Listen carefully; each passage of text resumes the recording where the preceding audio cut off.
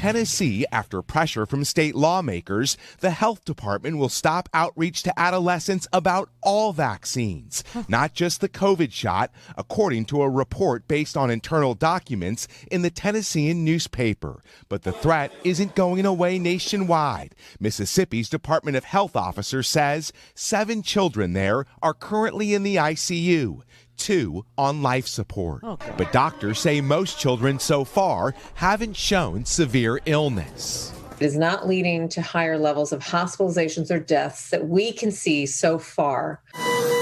As authorities struggle to convince 98 million Americans to get vaccinated, new infections fueled by Delta are on the rise in over half the country. While many of the newly sick chose not to get protected, this morning children under 12 don't have that choice, but now face the same risk.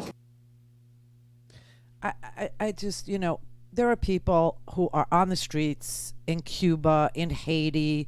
There are people who are just in India in dire straits because they don't have access to free vaccinations. They don't have access to a buffet of vaccination choices. They can't choose from the Johnson & Johnson one and done. Maybe the Pfizer is good for Moderna. I like the sound of it. It's modern. I'll do that one. No, they don't have that choice. They have a choice to either stay isolated and hold up or die or get sick and then have long COVID on top of it. Okay, we have these choices. And they are choices. But when you choose not to protect children, you're going to hell. Just thought I'd mention that. Don't go all Jesus-y on me and ignore the children. That's just amazing. But this is being done by the Tennessee Department of Health. Clearly, they should change their name to the Department of Health Prevention. I cannot believe, and they fired the woman that was telling the legislature that they have a law on the books and have had a law on the books called the Mature Minor Doctrine that resulted from a Tennessee Supreme Court case ruling in 1987. If you want to look up the case, it was called Cardwell versus Bechtel.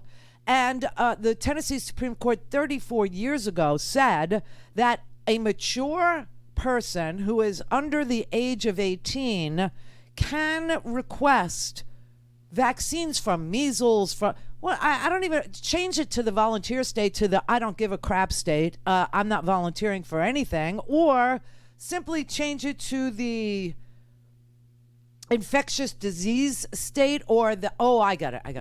Make polio great again. There's your slogan. Put it all over your license plates. Tennessee, make polio great again. Because Donald Trump was on the TV, Newsmax is doing it. Tucker Carlson is saying that you need to call the police, you need to, go to the playgrounds and monitor people for talking to children about vaccines or whatever. I mean, this is so sick and it's so Republican and it's so vile, and it's only because they are pandering to people who don't know any better. They don't listen to science. They won't listen to doctors.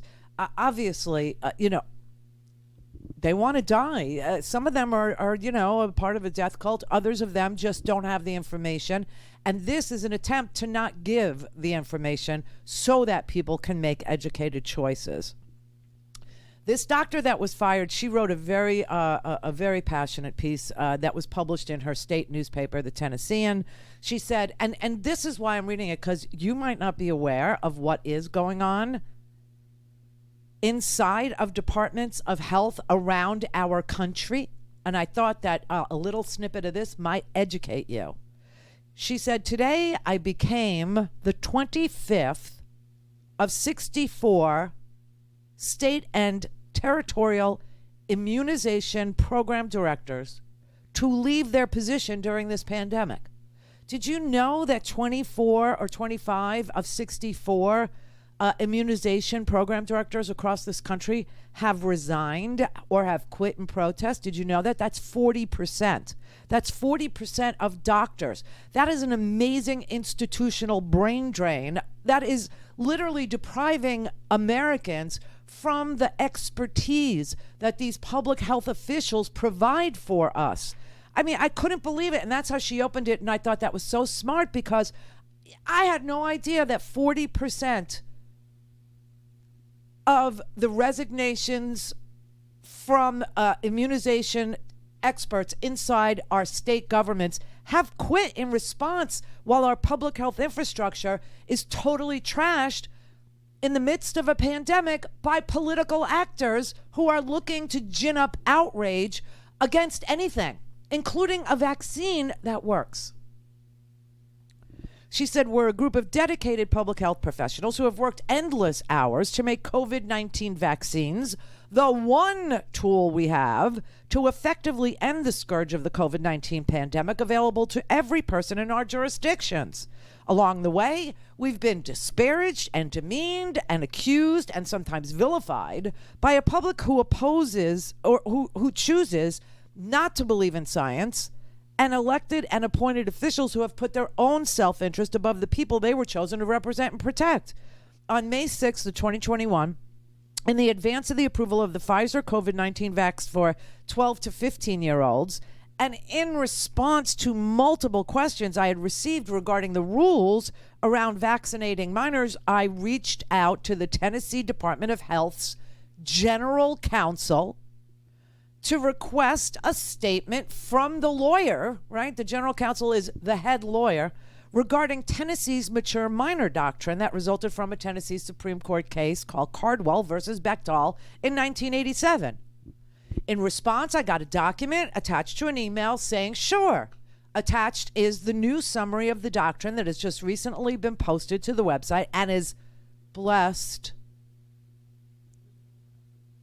Swear to God. Is blessed by the governor's office on the subject. This is forward-facing, so feel free to distribute to anyone. So on May 10th, she copied it and she pasted it and she provided it in a memo to providers who were administering vaccines. One of the parents or one of the recipients of her email that quoted and attached the guidance from the general counsel in the state of Tennessee regarding the mature minor doctrine, saying you can vaccinate 14 to 17-year-olds. You are able to do that. One of the recipients decided to post it to social media, and within days, the legislators were acting, and they were screaming, and they were saying, this is an attempt to undermine parental authority, which the original case actually addressed back 34 years ago in 1987. She said, let me be clear, this was an informational memo that was blessed by the Office of the General Counsel, blah, blah, blah, right? And that's when they decided to have this freaky hearing that I just played you clips of. That was the June 16th meeting. And they accused her of targeting the youth.